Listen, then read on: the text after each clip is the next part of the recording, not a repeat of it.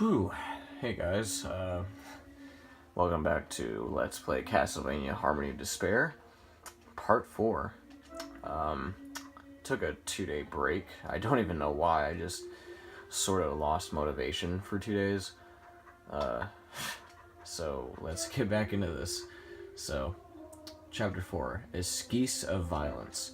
Now this takes place in Portrait of Ruin, and it's a pretty good map. Pretty confusing if you don't know what you're doing, but it's still a pretty good map. So let's get to it. Let's see if I can fix this camera without fucking anything up. There we go. Oh. Okay, I'll just... I really don't want to jinx anything with this camera. Like, I really don't. Whatever. Just... We'll deal with it. We'll deal with it for now, and in the next video I'll deal with it later. But, yeah, this is Esquisse of Violence. Which is weird, because the song name that plays with Bronner is Esquisse of Violence, which is pretty weird to me, and I don't know why they decided to call the stage that.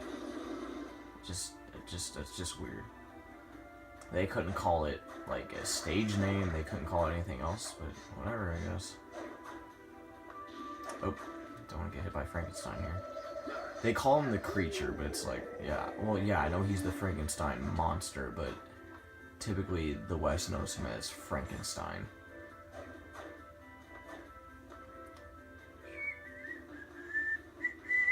Yeah, you might, if some of you noticed, I've actually edited some of these songs to my taste, because you have the option to edit songs.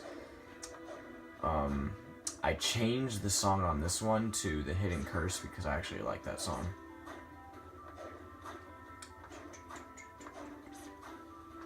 I like that song. Come on.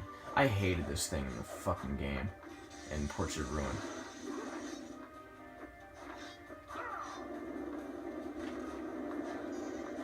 Turquoise stud. Not like I'm gonna need that, right?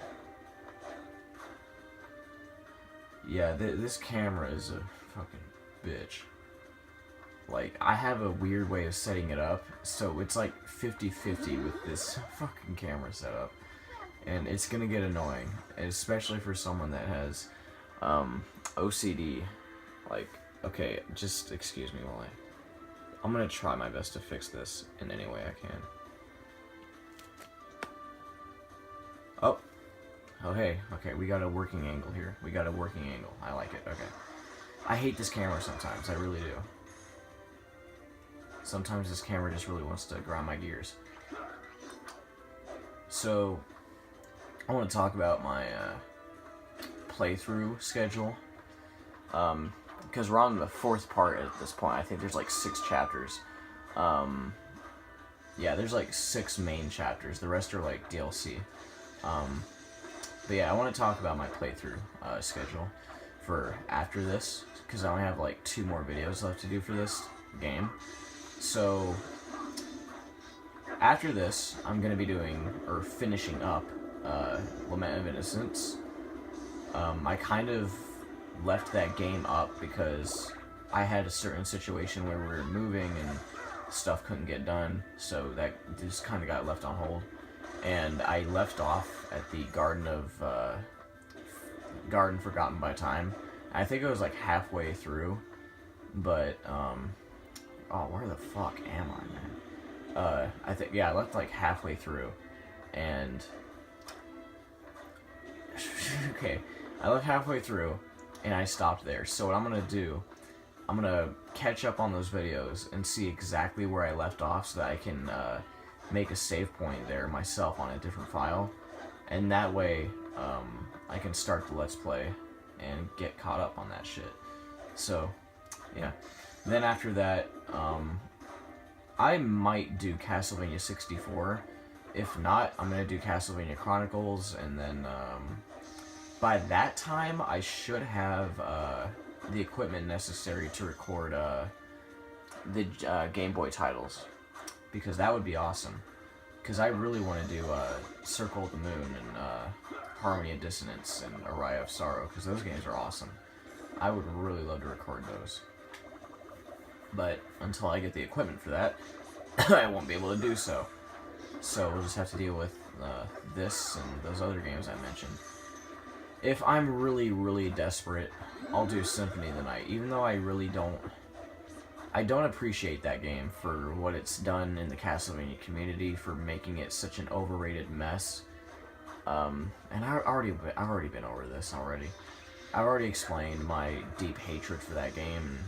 Well, not like a deep hatred. The deep hatred for the fan base for making it out for what it is. And it's not the perfect Castlevania. It's not the best Castlevania. There are problems with that game, and a lot of it can make the game difficult, especially if you're a beginner too. Like, if you're a beginner at Castlevania games, that's not the game you want to start with. No.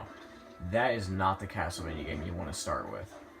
I'd say Symphony of the Night is one of those games that, if you're a professional at, no, that'd be Circle of the Moon. If you're a somewhat decent Metroidvania player, then Symphony of the Night is your game. But if you're a hardcore Metroidvania player, go with Circle of the Moon. That game has no shops. That game is like Symphony of the Night buffed up on steroids. I'm not even joking.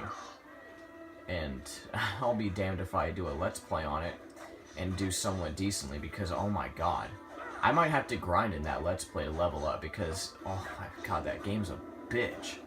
That game's a piece, that game is hard. That's one of the hardest Castlevania games I've ever played.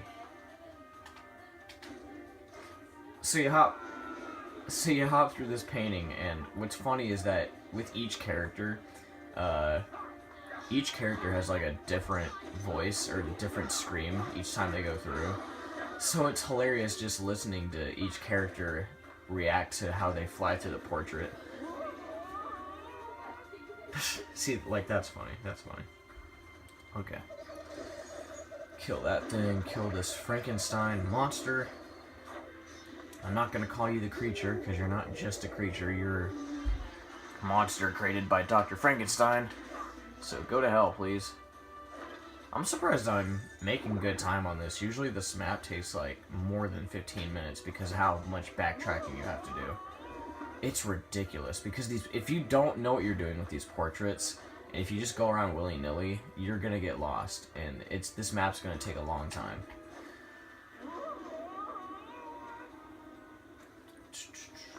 Okay, where am I going from? Oh, another Dullahan, really?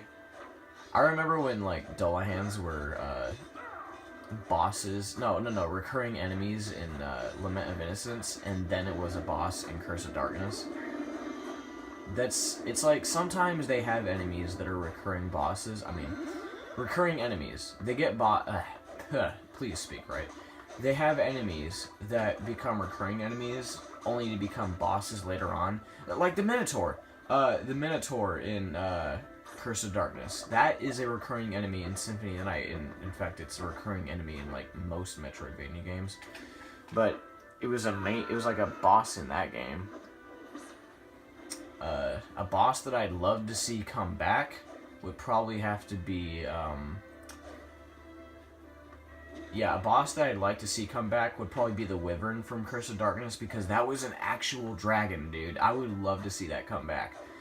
Like, as far as I'm concerned, the closest thing we've had to a live there was Rondo of Blood, but that wasn't really satisfying.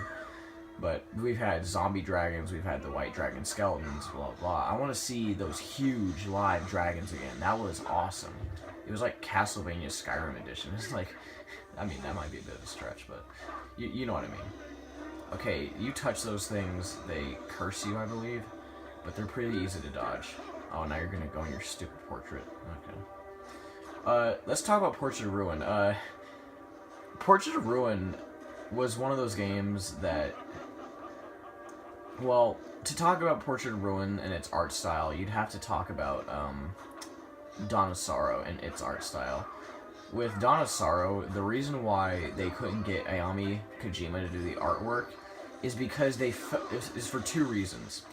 They felt like they didn't want to put Ayami Kojima through all that work again, because apparently when she worked on Harmony of Dissonance, that game didn't do too well, and they thought it was a waste of time to have her do all that artwork and not have the game too well.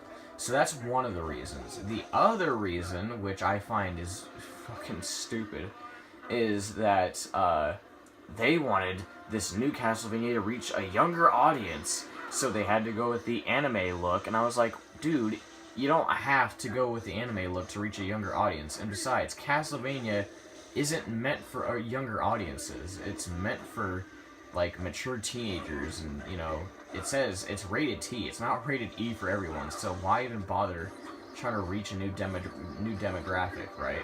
Castlevania is, like, gothic, and it's meant to be dark and edgy, but no, you wanna go the anime look? Okay, but that's not my call.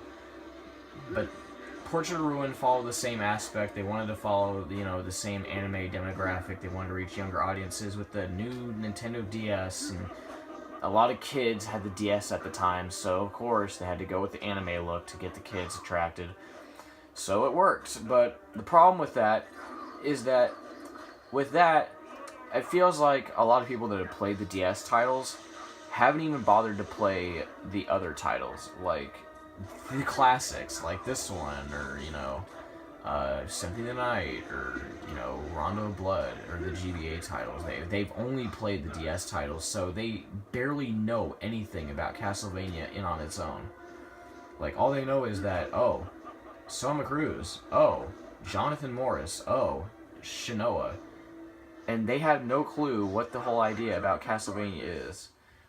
I just don't like it. So, open chest. Holy water. I already have holy water. Some of these prizes are just so dumb.